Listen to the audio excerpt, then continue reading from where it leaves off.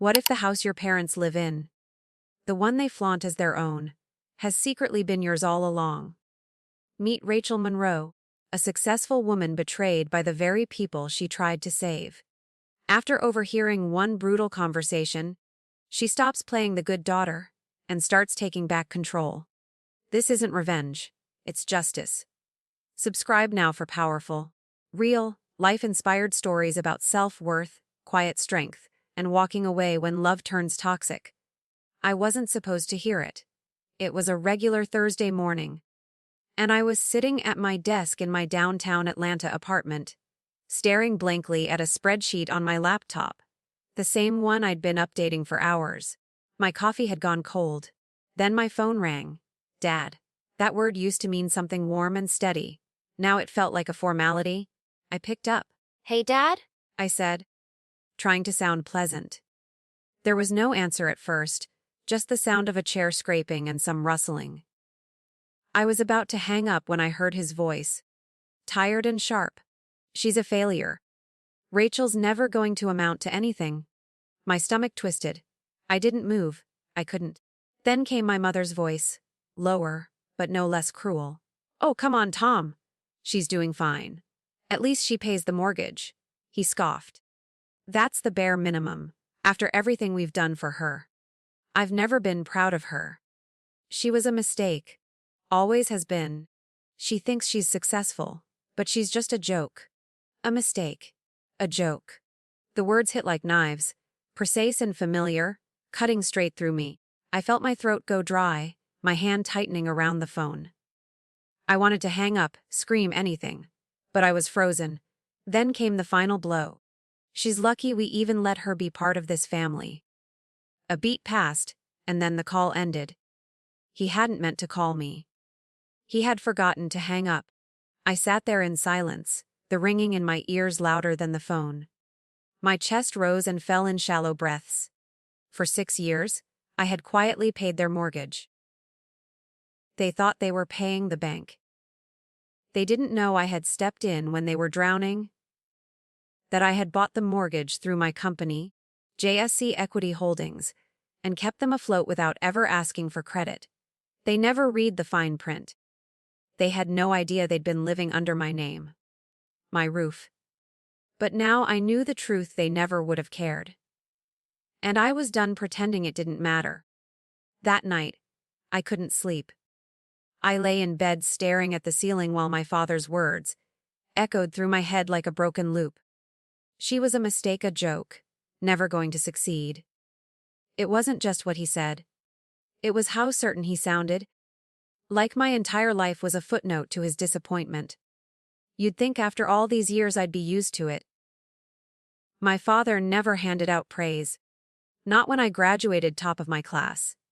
Not when I landed a 6-figure job straight out of college. Not even when I bought my first home in Buckhead with cash. A perfect GPA expected. Promotions. Bare minimum. Buying property in my 30s. Waste of money. Every time I thought I'd finally done enough to change how he saw me, he moved the goalpost. But something cracked after that call. The hope I'd clung to. That one day he'd see me and be proud. Shattered. And as the sun rose, something else settled in its place: clarity. I got up, made a cup of black coffee, and sat down at my desk.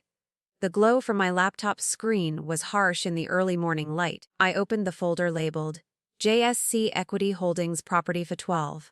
My parents' house. The same house they almost lost 6 years ago when they were behind on payments and drowning in debt. My mother had called me crying, but my father refused to say a word. Too proud to beg, too ashamed to admit failure. But I had stepped in. I'd contacted Chris, my financial advisor, and together we structured the perfect deal. I created a shell company, JSC Equity Holdings, then quietly purchased the mortgage from the bank. I didn't tell them. I didn't need to. They thought they were paying the bank, but their checks had been going to my LLC this whole time. And I wasn't just collecting payments, I was covering most of it. Nearly $6,000 a month for 6 years. Never once did I ask for thanks. But I had expected one thing: basic respect. Now, I didn't even want that. I wanted justice. quiet, thorough, and legal. As I scrolled through the documents, I found what I was looking for. The clause Chris had insisted we include. At the time, I thought it was unnecessary. He called it a purchase option clause, a safeguard in case things went south. Back then, I laughed. What could go wrong? I was just trying to keep my parents from losing their home. But now, that clause was my out. If the borrower, technically my parents, missed a single payment, JSC Equity Holdings would immediately assume full ownership of the property. No delays, no second chances. And once that happened, they would be reduced to month-to-month tenants. If they couldn't pay rent, I had full legal rights to evict them under Georgia law. I leaned back in my chair, letting the weight of it all wash over me. My father thought I was a failure, that I was some pathetic woman playing at success. But the man who called me a mistake had been living under my name, under my terms, for 6 years. And now I had the legal leverage to take it all back. I wasn't rushing into it, though. I wasn't driven by rage, I was driven by truth. This wasn't about revenge. It was about cutting ties to a toxic past and reclaiming control over my life. Just then, my phone buzzed. A message from my mother. "Hey, sweetheart. Can you come by for dinner this Sunday? We'd love to see you." The last time I was invited for dinner, they asked for money before dessert. I almost didn't reply, but something told me to play along. If they wanted to pretend this was just a loving family get-together, I could pretend too. So I typed back, of course. Looking forward to it. I sent one more text before shutting my laptop for the night. To Uncle David, my dad's older brother, and the only relative who'd ever treated me with kindness. "Hey, have you ever heard Dad say anything about me? Anything I should know?" His response came within seconds. "Rachel, we need to talk. It's worse than you think." My chest tightened as I read Uncle David's message. "It's worse than you think." A moment later, my phone rang. I didn't hesitate. I picked up on the first ring. "Uncle David," I asked. His voice was heavy, hesitant. "Rachel, I've kept quiet for too long. But after what I overheard last week, I can't anymore. I thought your dad was just being prideful. But this is something else." I braced myself. "What did he say?" There was a pause, then he exhaled hard. "They're not just talking about you behind your back. They've been planning something. Thomas, your father, thinks you're hiding money from them. He's been digging around, trying to figure out how much you really have. And last week, I heard him tell your mother that if you don't start handing over more money, they'll find a way to force your hand." The room seemed to tilt. "Force my hand how?" I whispered. "He mentioned calling your employer," David said, his voice dropping lower. "Said something about trying to get you fired, maybe even reporting you to the IRS, claiming tax fraud. He wants to scare you into giving them more." A cold, sharp heat bloomed in my stomach. This wasn't just betrayal. It was calculated, strategic cruelty. They weren't just ungrateful for the sacrifices I'd made. They were actively scheming to destroy me if I didn't keep paying.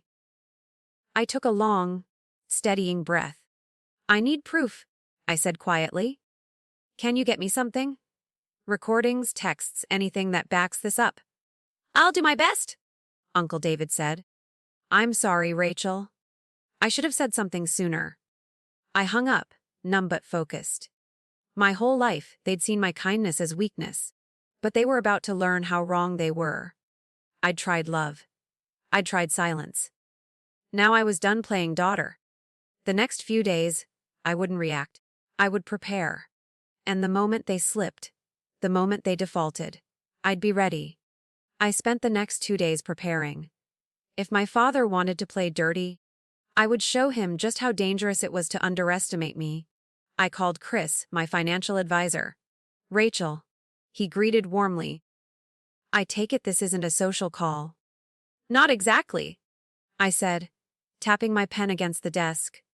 "I need to know how fast we can act on the property clause. If they miss a payment, how quickly can I take back full ownership?" He didn't even pause. Immediately. The clause gives JSC Equity Holdings full ownership the moment they default. The only way they could fight it is if they can come up with their $350,000 to buy it outright. And we both know they can't. I exhaled. Good. Then I need you to monitor their account. If they're low on funds, I want to know the second it bounces. Chris chuckled. Already checked. Unless they magically find $5,800 by the 15th. They're toast. I glanced at the calendar. 4 days. 4 days until my parents realized they'd been living under my name all along. That Sunday, I drove to their house as if nothing had changed. The same brick colonial I grew up in, sitting pretty on a quiet tree, lined street in the suburbs. They had no idea it was mine. Not metaphorically, legally. As I pulled into the driveway, my mother appeared at the door smiling too widely. "Rachel, sweetheart, come in." The smell of garlic and roast chicken hit me as I stepped inside. My father sat at the head of the table, arms crossed. My brother Brandon lounged nearby, smirking, as if the world owed him something just for existing. Unlike me, Brandon never had to earn anything. He was their golden boy, the default favorite despite doing absolutely nothing of value. I sat down, my face neutral. "It's good to see you, Rachel," my father said with the stiffness of someone swallowing pride. "You too," I replied, cool and controlled. The meal began. But the room was thick with unspoken agendas.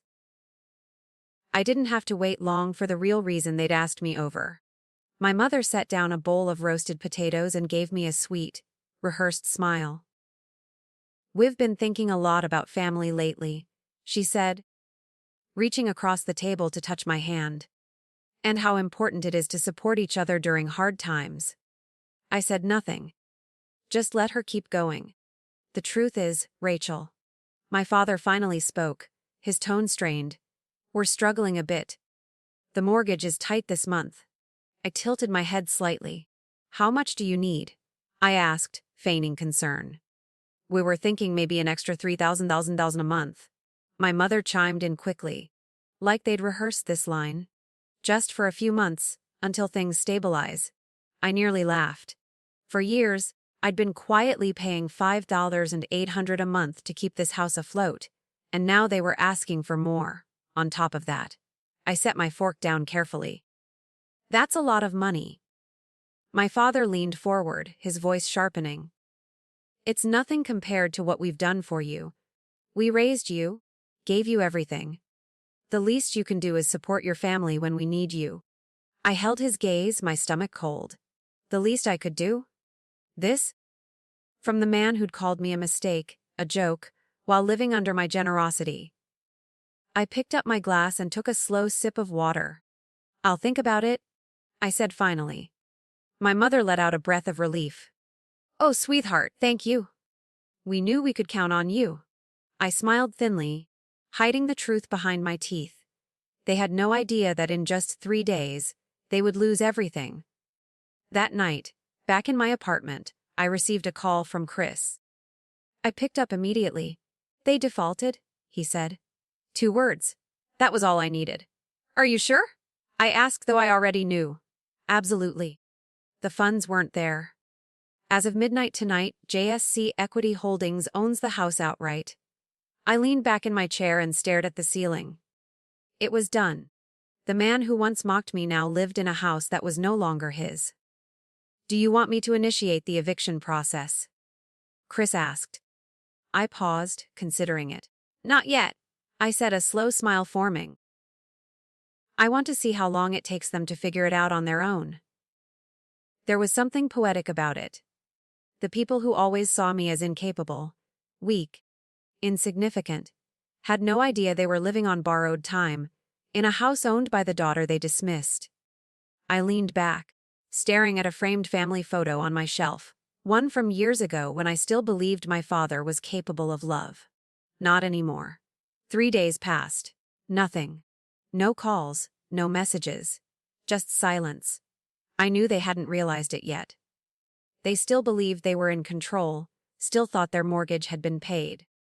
They had no clue the property they bragged about, the one they treated like a symbol of their success, now belonged to me. I didn't expect guilt.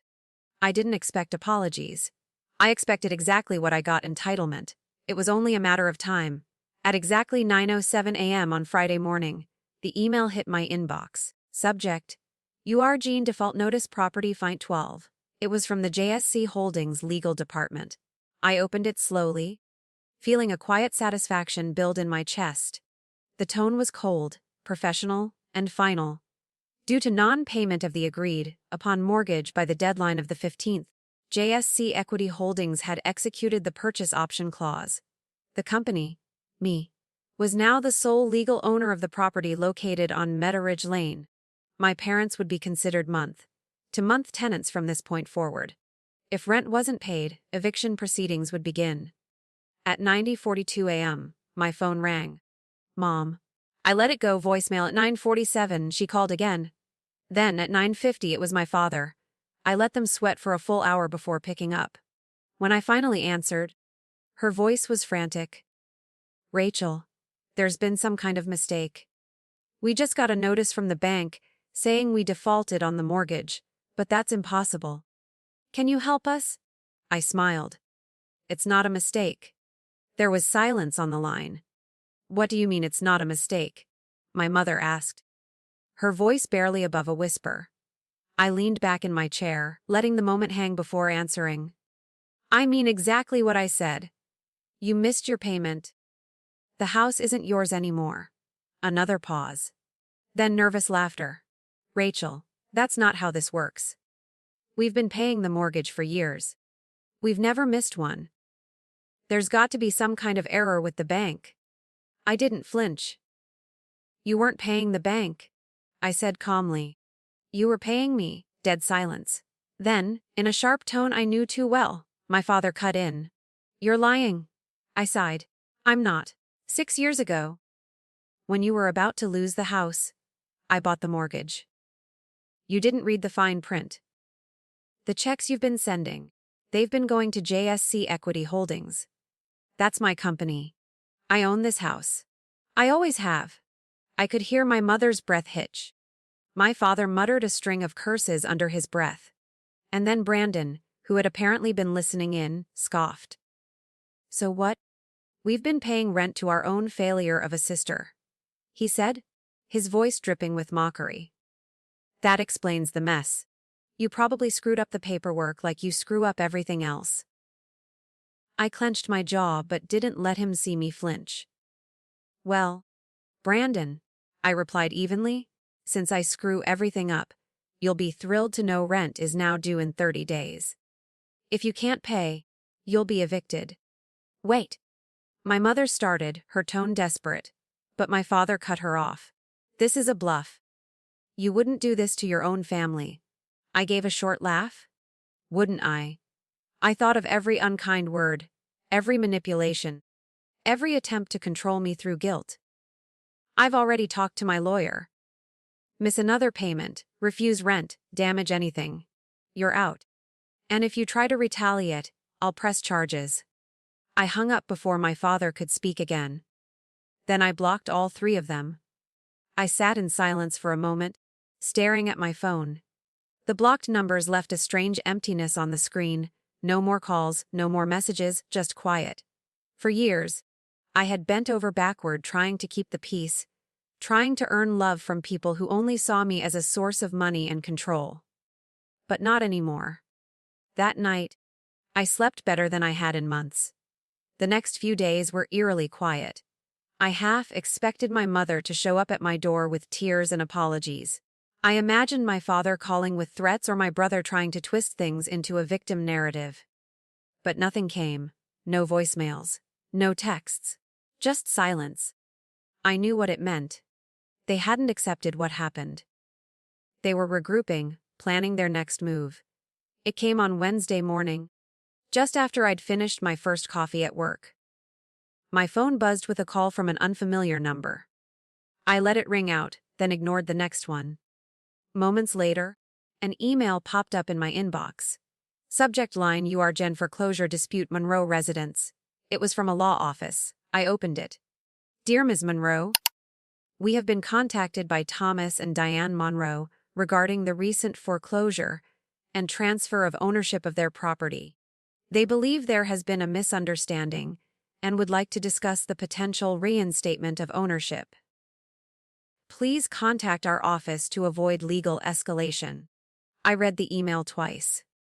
Then I forwarded it to Chris with a brief note thoughts. Less than 10 minutes later, Chris called, laughing. They don't have a case. They signed everything. Mortgage, payment schedule, purchase clause. It's airtight. There's no legal pathway for them to reverse this. I figured, I said, exhaling slowly. But they won't stop, will they? Nope, Chris replied. They'll keep pushing. But they're out of moves. Unless they're desperate enough to go nuclear. I didn't say anything, but I knew that's exactly what my father was capable of.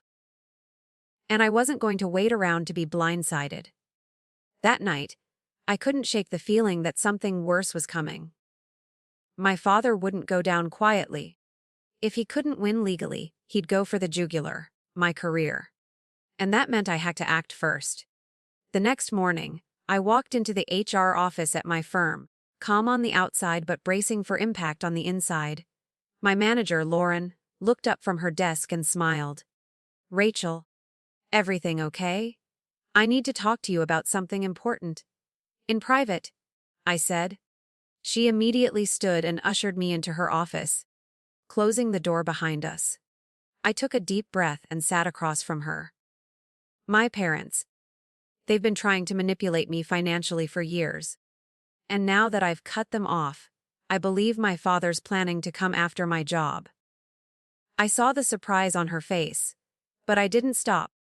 His mentioned calling HR, filing false complaints, maybe even trying to frame me for fraud or tax issues. I wanted to give you a heads up before anything happened. Lauren leaned forward, serious now. Rachel, thank you for telling me. First of all, let me be clear. You are not going anywhere. We deal with these kinds of situations more often than you'd think. Spouses, disgruntled parents, even siblings. Our legal team will be notified, and if your father makes any contact, we'll document everything. He won't be able to touch your position here. Relief washed over me like a wave. I hadn't realized how tightly I'd been gripping my anxiety until I finally let it out. Thank you, I said, voice soft. Lauren gave me a reassuring smile. You're smart to be proactive. And don't worry. He's the one who's going to regret this. I left the office feeling stronger, steadier.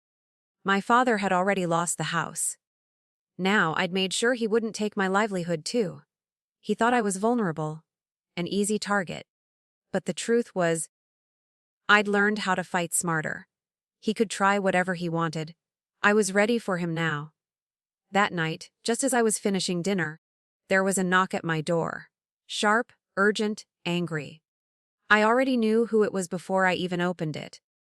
I pulled the door open and there they were, my parents, standing together on the front step like some final act in a play they refused to let end. My father's face was red, his jaw tight with restrained fury. My mother's eyes were swollen, like she'd been crying for hours. She whispered, Rachel, please? I crossed my arms and stood in the doorway, blocking their path. What do you want? We need the house back, my father said, his tone clipped and demanding. You have no right to do this to us. I didn't move.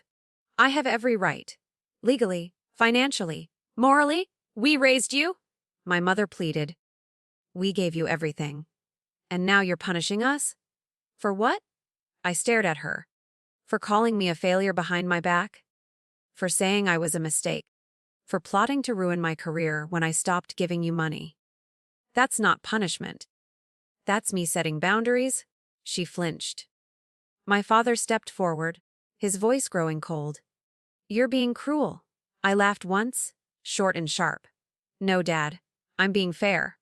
I supported you in silence for 6 years. I paid your mortgage. I kept you from losing everything. And all I asked for was respect. You couldn't even give me that. A heavy silence fell between us. My father's gaze hardened. "You'll regret this," he growled. "You think you're winning, but you're not. You'll never be anything without us. One day, you'll realize that." And in that moment, something inside me broke free. The last thread of hope that he could ever see me, ever value me, finally snapped. I met his glare with calm steel. "Then I guess we'll see, won't we?" Without another word, I shut the door in their faces. I stood there for a long moment, hands still on the knob, heart pounding, not from fear, but from something new. Freedom. The next morning I woke early, calm in a way I hadn't felt in years. I brewed a cup of coffee, sat at my desk, and opened my laptop. This wasn't revenge. This was closure. I logged into the JSC Equity Holdings portal and began typing the final document. Subject: Notice to vacate property Faint 12, from JSC Equity Holdings.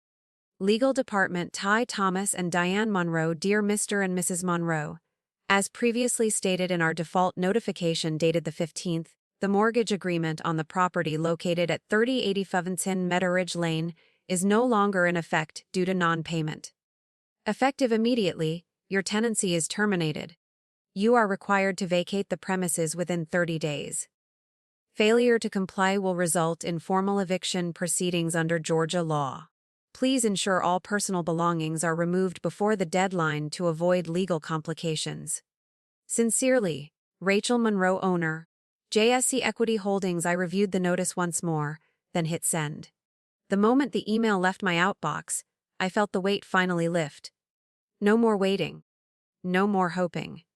They had 30 days to leave the home they'd treated like a trophy, a symbol of their superiority, never knowing the only reason they still had it was because of me. By noon, the backlash began. My mother called 27 times. I didn't answer. My father left one voicemail. "You'll regret this one day. You'll come crawling back. And when you do, we won't be here." I listened to it twice, then deleted it. There was nothing left for me in his voice. No guilt, no recognition, just anger at losing control. Brandon sent a single text. "Congrats, Rachel. You just ruined our family. Hope you're happy?" I didn't bother replying.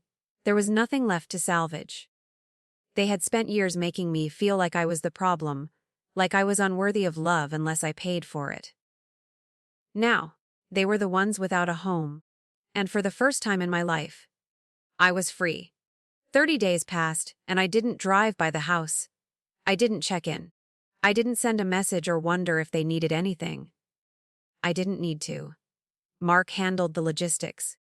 He confirmed that they moved out the day before the deadline. No fuss, no public scene.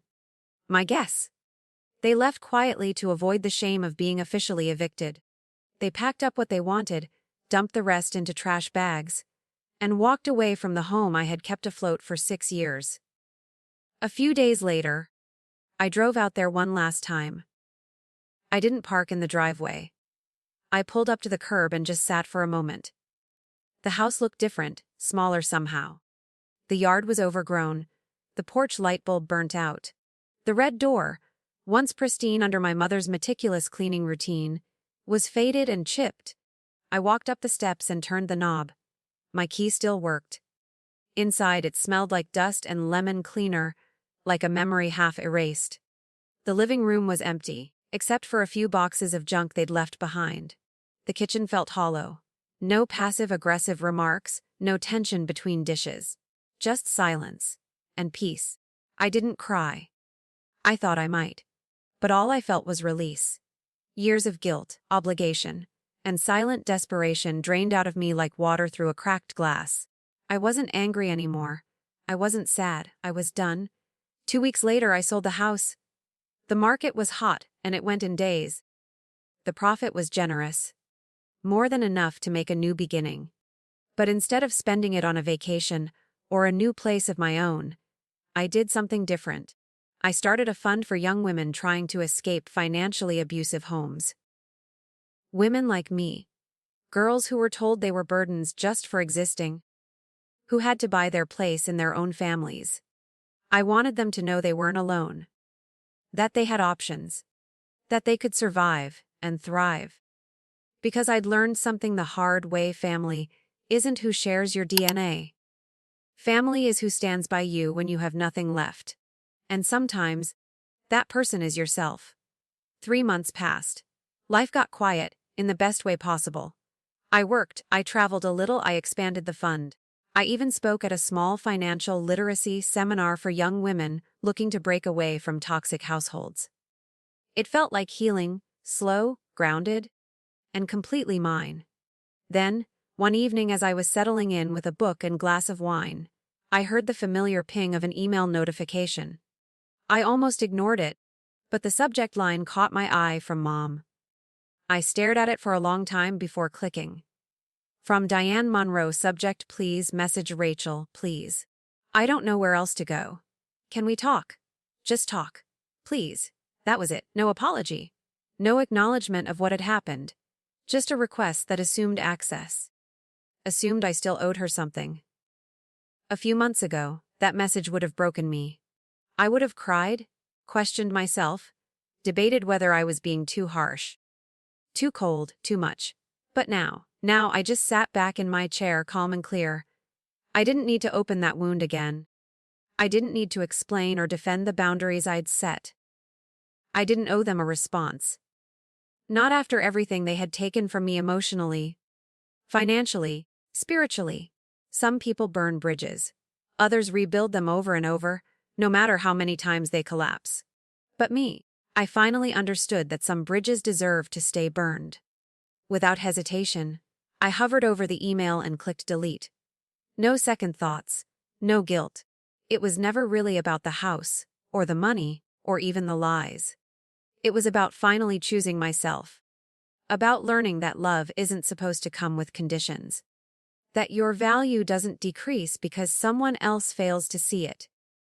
That day, as the sun dipped beyond the skyline, I stood up from my desk, took a deep breath, and let the quiet in. I hadn't just closed a chapter. I had ended the book. And this time, I was the one writing the next one. On my terms. Sometimes the people we fight hardest to impress are the ones least capable of seeing our worth. But here's the truth. You don't need to earn love by suffering. Your value isn't defined by who accepts or rejects you. It's defined by how you show up for yourself when no one else does. Let go of those who only love you when you're useful. Choose peace over approval. Choose you. Have you ever had to walk away to find peace? Share your story in the comments. And if this touched your heart, hit subscribe. We grow stronger together.